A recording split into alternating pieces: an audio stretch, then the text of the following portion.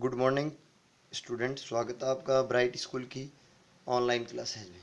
Students, पिछले video में हम राष्ट्रीय आंदोलन के बारे में पढ़ रहे थे कि भारत का जो राष्ट्रीय आंदोलन था, स्वतंत्रता संग्राम था, उनकी घटनाओं के बारे में पढ़ रहे थे।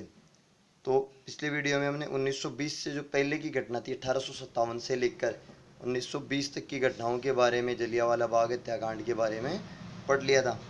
अब आगे नेक्स्ट पढ़ेंगे हम खिलाफत आंदोलन और असहयोग आंदोलन। कि खिलाफत आंदोलन और असहयोग आंदोलन क्या था। तो खिलाफत आंदोलन 1919 में अंग्रेजों ने तुर्की के सुल्तान खलीफा पर बहुत सख्त संधि थोप दी थी।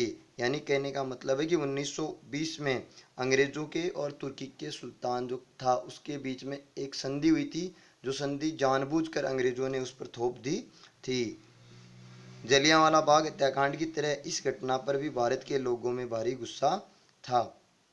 कि जिस तरह से जलियांवाला बाग हत्याकांड के खिलाफ भारतीयों में अंग्रेजों के खिलाफ गुस्सा था, उसी प्रकार जो भारतीय मुसलमान थे उनमें भी अंग्रेजों के खिलाफ गुस्सा था। भारतीय मुसलमान यह भी चाहते थे कि पुराने जो ओटोमन साम्राज्य में स्थित पवित्र जो मुस्लिम स्थान है उन पर सुल्तान का ही नियंत्रण बना रहे, जबकि इस संधि के तहत अंग्रेजों का इस पर अधिकार हो गया था।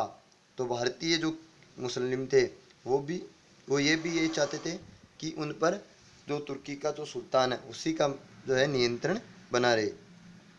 खिलाफत आंदोलन के नेता मोहम्मद अली और शौकत अली अब एक सर्वव्यापी असहयोग आंदोलन शुरू करना चाहते थे। गांधी जी के आह्वान पर समर्थन किया और कांग्रेस से आग्रह किया कि वह पंजाब में हुए जो अत्याचार है, जलियांवाला बाग जैसी घटना है, उनके और खिलाफत के मामले में हुए अत्याचार के विरुद्ध मिलकर अभियान चलाए और स्वराज की मांग करे। कहने का मतलब मुस्लिम नेता थे शौकत अली, मोहम्मद अली, ये और इन्होंने गांधी जी से आग्रह किया कि कांग्रेस को हम कांग्रेस के साथ मिलकर एक असहयोग आंदोलन करना चाहते हैं और यो अभियान है। उसके गांधी जी ने भी आह्वान किया और कांग्रेस से आग्रह किया कि पंजाब में जैसी जो अहिंसक घटना हुई थी उसके खिलाफ हमें पूरे देश में आंदोलन करना चाहिए। तो असहयोग आंदोलन की शुरुआत हुई 1920-21 में। दौरान असहयोग आंदोलन को और गति मिल गई, यानी 1920 और 21-22 में दौरान जो गांधी जी असहयोग आंदोलन था उसको और गति मिल गई। हजारों विद्यार्थियों ने सरकारी स्कूल कॉलेज छोड़ दिए। जो अंग्रेजों के द्वारा स्थापित सरकारी स्कूलें थी, कॉलेज थी, उनको छोड़ दिए विद्यार्थियों ने। मोतीलाल नेहरू, सी आर दास, श्री राजगोपालाचारी और आसफ अली जैसे बहुत सारे वकीलों ने वकालत छोड़ दी। कहने का मतलब उन्होंने अंग्रेजों का सहयोग करना बंद कर दिया। अंग्रेजों की द्वारा दी गई नौकरियां थी, अंग्रेजों के द्वारा जो काम करते थे अंग्रेजों के लिए, उन्होंने उनको छोड़ दिया, त्याग दिया, अपना इस्तीफा दे दिया। अंग्रेजों द्वारा दी गई उपाधियों को वापस लौटा दिया गया और अंग्रेजों के द्वारा जो भी उपाधियां दी गई थी उनको भी वापस लौटा दिया गया। जैसे रविंद्रनाथ टैगोर ने जो नाइटहुड की उपाधि थी वो लौटा दी थी। इस प्रकार से बहुत सारे नेताओं ने जो अंग्रेजों के द्वारा दी गई जो उपाधियां थी वो वापस लौटा दी। जगह जगह लोगों ने विदेशी कपड़ों की होलियां जलाई। जगह जगह लोग थे वो विदेशी कपड़े थे, उनकी होलियां जलाई, उनका बहिष्कार किया गया, जिसके कारण 1920 से 22 के बीच में विदेशी कपड़ों के आयात में भारी गिरावट आ गई, क्योंकि भारतीय लोगों ने विदेशी कपड़े खरीदे भी नहीं और तो जिसके कारण यहाँ पर खपत नहीं होने के कारण उनके आयात में भारी कमी आई थी। परंतु 1922 की चोरा चोरी की हिंसा के बाद गांधी जी ने असहयोग आंदोलन को समाप्त कर दिया, क्योंकि गांधी जी थे वो अहिंसक तरीके से आंदोलन करना चाहते थे, वे हिंसा के विरुद्ध थे, इसलिए उन्होंने इस आंदोलन को वापस ले लिया। इस चोरा चोरी कांड की जो घटना हुई थी इसके बाद में गांधी जी ने इस आंदोलन को वापस ले लिया, नहीं तो ये आंदोलन इतना व्यापक सिद्ध होता कि शायद 1947 से पहले ही हमारे देश को आज़ादी मिल सकती थी। चोरा चोरी की घटना है वो क्या थी।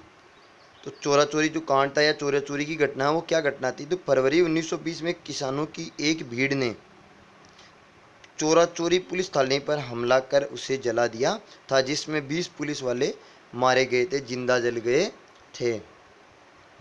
अब ये किसानों ने पुलिस पर हमला क्यों किया, तो इसका रीज़न ये था कि किसान थे वो इसलिए बेकाबू हो गए थे क्योंकि पुलिस ने उनके शांतिपूर्ण जुलूस पर गोलियां चला दी थी। कि शांतिपूर्ण तरीके से किसान थे वो आंदोलन कर रहे थे, बढ़ाए गए लगान के विरुद्ध शांतिपूर्वक तरीके से जुलूस निकाल रहे थे कि लगान है वो वापस कम किया जाए। तो जुलूस निकालते समय अंग्रेज पुलिस वालों ने उन पर गोलियां चला दी, जिसके कारण किसान थे वो बेकाबू होकर चोरा चोरी पुलिस थाने को ही आग लगा दी, जिसमें 22 पुलिसकर्मी जलकर मर गए थे। इस घटना के कारण गांधी जी इतने प्रभावित हुए कि उन्होंने जो असहयोग आंदोलन था वो ही समाप्त कर दिया। अब 1922 से 1929 के बीच की घटनाएं। तो 1922 से लेकर 1929 तक 30 में सविनय अवज्ञा आंदोलन चलाया गया था। तो असहयोग आंदोलन और सविनय अवज्ञा आंदोलन के बीच में कौन कौन सी घटनाएं हुई उनके बारे में पढ़ेंगे। तो 1922 की चोरा चोरी घटना के बाद में गांधी जी ने असहयोग आंदोलन वापस कर जो समाप्त कर दिया। असहयोग आंदोलन समाप्त होने के बाद गांधी जी के अनुयायी ग्रामीण इलाकों में रचनात्मक कार्य शुरू करने पर बल दिया कि ग्रामीण जो इलाके हैं वहाँ जाकर अपने द्वारा जो रचनात्मक कार्य है कि खुद बनाकर करने वाले जो कार्य रचना करके यानी खुद करने के लिए, जैसे खाद्य वस्त्र के लिए उन्होंने चरखा चलाने के लिए लोगों से आग्रह किया। इस प्रकार से गाँवों में घर घर जाकर उन्होंने रचनात्मक कार्यों पर बल दिया। इसकी बदौलत उन्हें अपना जनाधार फैलाने में भी मदद मिली। और 1930 में शुरू किया गया जो सविनय अवज्ञा आंदोलन था उसके लिए भी जनाधार काफ़ी उपयोगी साबित हुआ, यानी लोगों को ज़्यादा से ज़्यादा इसमें लोग जुड़ पाए। इसी समय भारतीय कम्युनिस्ट पार्टी और हिंदुओं के संगठन राष्ट्रीय स्वयंसेवक संघ, इसको RSS के नाम से भी जानते हैं, की स्थापना हुई। इसी दौरान क्रांतिकारी राष्ट्रवादी भगत सिंह भी सक्रिय थे। इस दशक के आखिर में कांग्रेस ने पूर्ण स्वराज का प्रस्ताव भी पारित किया। कहने का मतलब इस आंदोलन के बाद में 1922 से लेकर 1929 तक ही कांग्रेस ने भी 1929 के लगभग 1930 के लगभग जो साइमन कमीशन की घटना थी उसके बाद में उन्होंने पूर्ण स्वराज्य की मांग की। तो इस प्रकार हमने असहयोग आंदोलन, चोरा चोरी घटना और 22 से 29 तक की घटनाएं के बारे में पढ़ा। नेक्स्ट हम साइमन कमीशन, सविनय अवज्ञा आंदोलन, इसके बारे में हम नेक्स्ट वीडियो में पढ़ेंगे। तो क्वेश्चन आ सकते हैं कि खिलाफत आंदोलन क्या था, इसके बारे में आप क्या जानते हैं, असहयोग आंदोलन का वर्णन कीजिए, चोरा चोरी कांड की घटना क्या थी, 1920 से 1929 तक की घटनाओं के बारे में वर्णन कीजिए या प्रमुख घटनाएं कौन कौन सी थी। तो इन प्रश्नों का उत्तर हम आसानी से दे सकते हैं। ठीक है स्टूडेंट्स।